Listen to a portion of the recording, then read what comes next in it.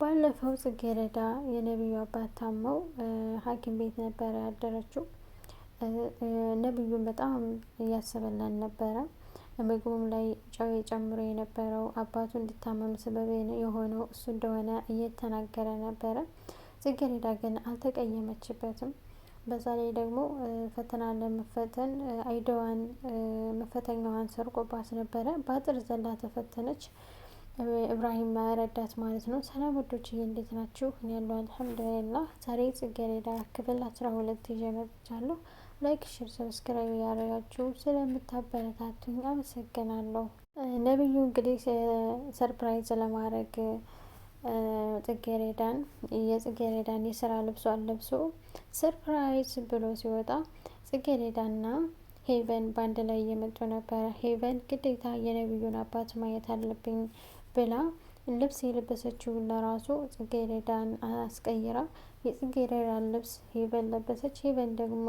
ጽጌረዳ ደግሞ የሄቨንን ልብስ አጭር ልብስ እኮ እኔ መልበስ አልፈልግም እያለቻት ቀየረች ማለት ነው።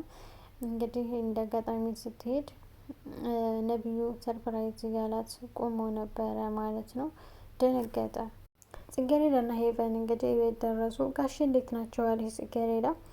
እንዴት ናቸው ጽጌ? እኔ እኮ ስሰማ ጋሽ መተማማቸውን ስሰማ እንዴት ሩጬ እንደመጣሁኝ አለች ሄቨን። አሁን እንዴት ናቸው በእናትህ ተሻላቸው እያለች ያዘነች አስመስላ ጽጌረዳ እያካበደች ነበረ። ሲጀምር እሷ ለአባቱ አዝና ሳይሆን ከነብዩ ፍቅር ስለያዛት እሱን ለማየት ነው ሁሉ የምታረገው። ጽጌረዳ ስነግረኝ በቃ ራሴን ለራሷ አላቅም ነበረ በድንጋጤ እያለች እያካበደች ነበረ ሄቨን። ለእሷ እንኳን ድንጋጤ ምንም የማይሰማት ሰው ናት። ኢብራሂምም የነብዩን አባት ለማየት ሄዶ ነበረ። የነብዩ አባት እንዴት ነው ትምህርት እንዴት እየሄደልህ ነው እያለ እየጠየቀው ነበረ ኢብራሂምን። አሪፍ ነው እያለ እያወራ መጡ። ነብዩና ሄቨን ወደ አባቱ ክፍል ሲሄዱ የስራ ልብስን የጽጌረዳን የስራ ልብስ እንደለበሰ ነበረ። ነብዩ ደንግጦ አወለቀው። እንግዲህ ሄቨን ስትገባ ጋሼ እንዴ እርስዎ ነዎት የነብዩ አባት እያለች ነበረ። ለምን በቀደም ዕለት እናቷ ወስዳ አስተዋወቃት ነበረ። አሁን የኔ የነብዩ አባት እንዴት ነሽ ልጄ እንዴት ልትመጪ ቻልሽ እያለ ነበረ መስፍን። ትተዋወቃላችሁ እንደ እያለ ነበረ ነብዩ። አዎ በደንብ ነው የምንተዋወቀው አለች ጽጌረዳ። የሚገርም አጋጣሚ ነው ነብዩ ማለት የትምህርት ቤት ጓደኛዬ ነው አለች ጽጌረዳ ለመስፍን ለነብዩ አባት። ጭራሽ የነብዩ አባት ይሆናሉ ብዬም አላሰብኩም አለች። ለምን እናቷም ያስተዋወቀቻት እንደ አጋጣሚ ነበርና እንዴት እንደምትተዋወቁ አልገባኝም አለ ነብዩ። እናቷ የኔ የቅርብ ጓደኛዬ ናት አለ አባቱ።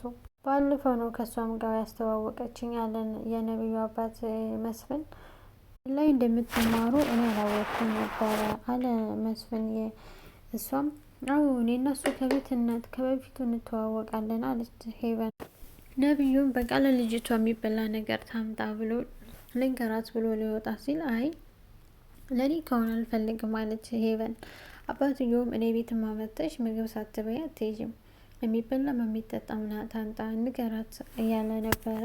መኮንንን ታውቂዋለሽ? የነብዩ ጓደኛ ነው አላት ሄቨንን።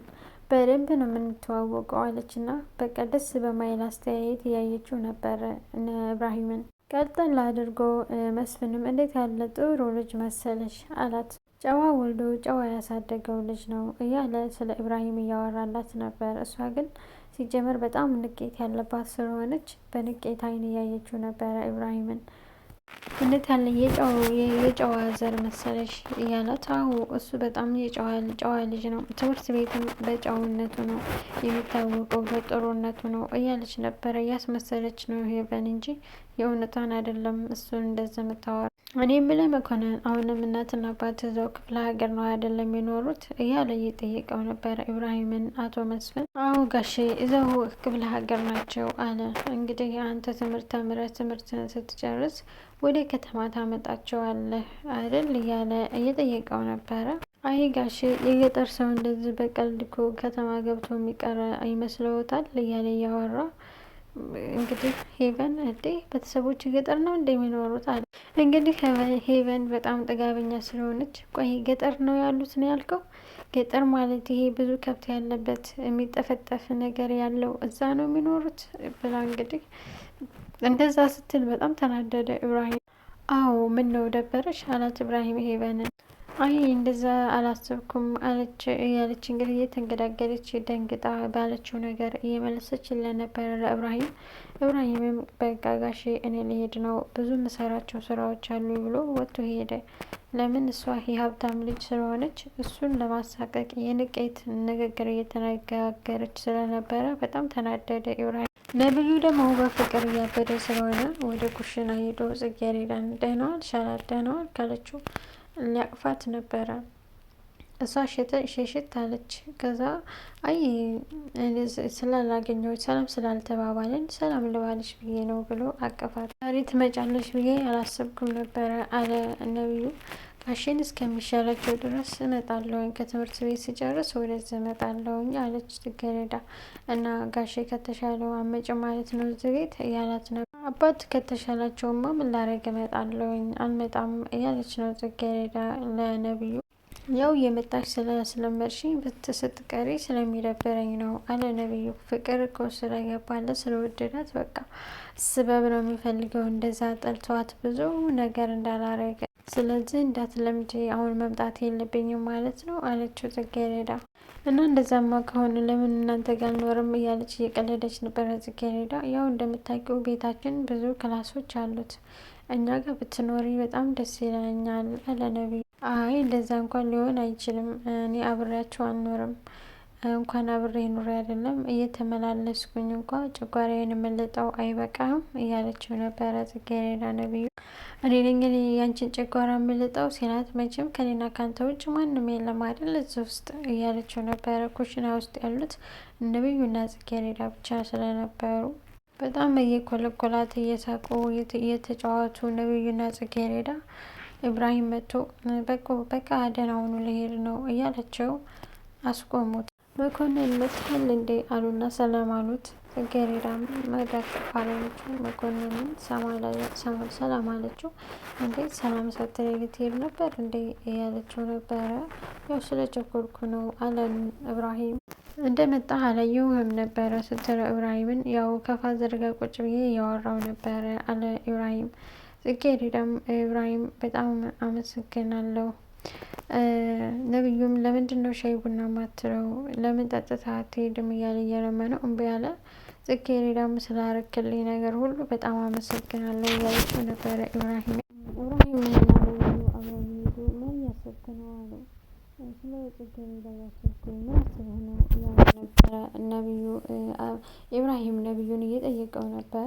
ተንኮል መስራትን አንድ ስራ አድርገህ ይዘዋል አይደለ እያለው ነበር ነብዩን። አረ ምንም ተንኮል አልሰራውም እያለ ነው። እርግጠኛ ነህ ትተሃል ሲሉ፣ አዎ ትቻለሁ፣ ያለፈው ሁሉ አልፏል፣ አሁን ሌላ ሰው ነኝ እያሉ ነበረ ነብዩ ለኢብራሂም። አሁን ምን ተገኝቶ ነው እንደዚህ በአንድ ጊዜ ተቀየርከው ያለው ነብዩ። ያው ራሴን እኮ ስላላየሁኝ ነው እንጂ ተቀይሬ ነበር እያለ ነው ነብዩ። ኢብራሂም ፍቅር ሳይዘው አይቀርም ከጽጌረዳ ያስታውቅበታል። እስካሁን አልነገራትም፣ ግን ነብዩ ኢብራሂም ፍቅር ይዞታል ከጽጌረዳ። በዛ ላይ ደግሞ መኪና ሊገጫት የነበረው ልጅ ያም ፍቅር ሳይዘው አይቀርም። ብቻ በሶስቱም ወንዶች ተጠምዳለች ማለት ነው ጽጌረዳ። አፍቃሪዎቿ ብዙ ሳይሆኑ አይቀሩም። ሳረግ የነበረው ሁሉ ልክ እንዳልሆንኩ ገብቶኛል እያለ ነው እንግዲህ ነብዩ። የእውነቱን ተጸጽቶ ይመስላል። ጽጌረዳ ግን ደስ የሚል ነገር አላት እያለው ነበረ ለኢብራሂም። ማለት ምን ደስ የሚል ነገር አላት እያለ ነበረ ኢብራሂም። ስለ እሷ ሲያወራ ሲጀመር ይናደዳል። አላቅም ብቻ ሁሉ ነገሯ ደስ ይላል አለ። ቆይ ግን እሷንም ተረኛ ልታረጋት ነው አለ ኢብራሂም ነብዩን። እንዴት ማለት አንተ ቆይ እንዴት ነው እኔን የምታየኝ ብሎ ነብዩ ተናደደና ተናገረ ከኢብራሂም ጋር። በቃ እንደማይ እንዴት አየሁ አለና ኢብራሂምም ተቆጥቶ አየሁ ነብዩ። ተቆጣህ እኮ ነው ታውቀዋል አለው ነብዩ ኢብራሂም። ምን አዲስ ነገር ተገኝቶ ነው አሁን እንደዚህ የምትሆነው አለ። መቼም አንተ አንድን ሴት ከአንድ ሳምንት የዘለለ ግንኙነት ውጭ አትፈልጋትም አይደለ? ለምንድን ነው እንደዚህ የምታደርገው እያለ ያው ጽጌረዳን እንደሌሎቹ እንዳይጎዳት ነው። ግን ኢብራሂም በጣም ነው የሚወዳት ጽጌረዳን። በቃ አለቀ። ጽጌረዳንም እንደዛ የምታረጋ በቃ አለቀ። ጽጌረዳንም ልክ እንደዛ እንደምታረጋት ነው የሚታየኝ እያለው ነበረ። መኮንን እኔ አሁን በጣም ለጽጌረዳ የተለየ ስሜት ነው የሚሰማኝ አለው። ይሄ ደግሞ ምን ማለት ነው አለው ኢብራሂም። ማለት እኔ እንጃ አላቅም፣ ግን ሳያት ታሳዝነኛለች አለ ነብዩ። ባየኋ ቁጥር ደግሞ ያረኩን ነገር ትዝ እያለኝ ራሴን እየተጸጸትኩ ነው አለ ነብዩ። ተጸጻች ሆኗል እሱም። ለምን አሁን ፍቅር ስለያዘው ነው እንጂ አይጸጸትም ነበር። በዚህ ሰዓት እኔ ከጽጌረዳ ውጭ ሌላ ነገር ማሰብ ለራሱ አልቻለም አለ። አቤት ፍቅር! ይሄ ቀን እንደሚመጣ እኮ እናውቅ ነበር እኛም ሲጀመር። እርግጠኛ ነህ አለው። አዎ ለጽጌረዳ የተሰማኝ ስሜት ለማንም ሴት ተሰምቶኝ አያውቅም አለው እንግዲህ ለኢብራሂም። ለማንኛውም እዚህ ድረስ ከሸኘው ይበቃል፣ ወደ ቤት ልመለስ ብሎ ነብዩም ተመለሰ ወደ ቤት። ኢብራሂም መንገዱን ቀጠለ። ወደ ቤት ሲመለስ እንግዲህ ጽጌረዳ ለሄቨን ሻይ እያቀረበችላት ነበረ። በጣም ወሬኛ ነው ይሄ ሰውዬ እያለች ነበረ የነብዩን አባት። ኧረ እባክሽን ዝም በይ እንዳይሰሙሽ እያለቻት፣ ወሬኛ ነው ደግሞ ወሬ አውርቶ አይጠግብም ምናምን እያለች እያወራች፣ ነብዩ ከኋላ ቆሞ እያዳመጠ ነበረ ጽጌረዳ ሄቨን የምታወራውን ነገር። ከዛም በጣም ነው የደነገጠችው፣ ከኋላ ቆሞ እያዳመጣቸው ስለነበረ። እንግዲህ ጽጌረዳ የቀባጠሮችውን ሁሉ አቀባጥራ ስትነሳ ከኋላ ቁሞ ነበረ ነብዩ። እንዴ ነብዩ መታል እንዴ አለችው። ለምን ኢብራሂምን ልሸኝ ወጥቶ ነበረ፣ አላየችውም ነበረ። እሱ ደግሞ መጥቶ ያወራችውን ሁሉ ሰምቷታል። በጣም ደነገጠች። አባቴ ብቻውን ስለሆነ መግባት አለብኝ ብሎ ወደ አባቱ ክላስ ሄደ። ጽጌረዳም በቃ አንድ ቦታ ተናዳ ቀረች። አባቴን ስለመጣች ስለጠየቅሽው አመሰግናለሁ አለ። ግን እሱ ያለችውን ሁሉ ሰምቷታል። ነብዩ ሲያውቀው ነው እንዳልሰማው ነው ያለፋት እንጂ በጣም ተናዶባታል። አንቺ ነይ ስሚ፣ ነይ ልብሴን ቀይሪኝ ብላ እንደዚሁ ይሄ ጽጌረዳን እየገጨተች ወስዳ ደግሞ መልሳ ልብሷን አስቀየረቻት። እብድ ናት እኮ ይበን ጽጌረዳን። እና አሁን ልትሄጂ ነው እያለ በር ላይ ቆሞ ያወራት ነበር። እንድትሄድም አይፈልግም መሰለኝ። አሁንማ ነብዩ ግን እያላት ነበረ፣ እኔ ባንቺ ላይ በፊት ባረኩን ነገር ይቅርታ ይቅር በይኝ እያለ ነው ነብዩ። ሁሉንም ነገር እኔ እረስቸዋለሁ አለችው ጽጌረዳ። እቅፍ አረጋት ማለት ነው በፍቅር ያው ይቅርታ እየጠየቃት ነበረ። ይህ ማቀፍ ግን ብዙ ጊዜ ሲደጋገም ጽጌረዳ አልጠረጠረችም። እንግዲህ ወደ ጽጌረዳ ጋር ዮናስ ደወለ። ያው ጠፍቶባት ነበረ። ስሙን ነገራትና ዮኒ እንዴት ነህ ደህና ነህ እያለችው ነበር። ዮናስም በጣም ጥሩ ስራ አምጥቼልሻለሁኝ፣ ጥሩ ክፍያ ገቢ ያለው እያላት ነበር። ጽጌረዳ በትርፍ ጊዜሽ የምትሰራ ስራ ነው እያለ እያናገራ ነበረ። አሁን እኮ ጥሩ ነው ስራም እየሰራው ነው እያለችው ነበረ። ጽጌረዳ ጠፍተሃል እባክህ በሰላም ነው እያለችው ነበረ። አዎ የአዲስ ነገር ላንቺ የሚሆን ስራ አምጥቻለሁ አላት። ትምህርትሽን እየተማርሽ የምትሰሪው ስራ አምጥቼልሻለሁ አላት ሱራፌል። ይህኛው የተሻለ ስራ ነው፣ በዛ ላይ ኮሚሽኑ በጣም ጥሩ ነው እያላን ነበረ እነ ጽጌረዳ ሱራፌል። በዛ ላይ ስራው በጣም ጥሩ ነው፣ በጣም ኮሚሽንም አለው እያላት ነበረ።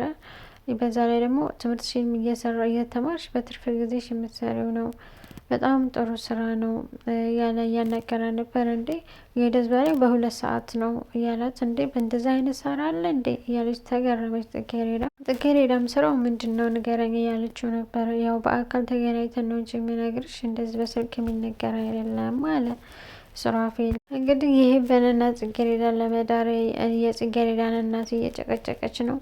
እንግዲህ እናቷም ችግር የለም እንዳታስቢ ጽጌረዳ ከኔ ሀሳብ አትወጣም እያለቻት ነው። እንዲህ ድሯት እያሰቡ ነው ማለት ነው። ጉድ እኮ ነው። ጽጌረዳ ግን አታገባም እርግጠኛ ነኝ። እንግዲህ ወደ ልጇ ክላስ ገብታ ሄቨንን ባለፈው ያስተዋወቅሽን ሰውዬ ታውቂዋለሽ አይደለ? እሱ ልጅ አለው፣ በጣም ሀብታም ነው። አንቺ ማግባት ያለብሽ ደግሞ እሱን ነው እያለቻን ነበረ ጽጌ ሄቨንን ማለት ነው። ሄቨን ደግሞ በጣም ስለምትወደው በጣም ደስ አላት። እሱን የእሱ ልጅ ነው የምታገቢው ስትላት እናቷ ግን በፍጹም የማያገባትም ሄቨን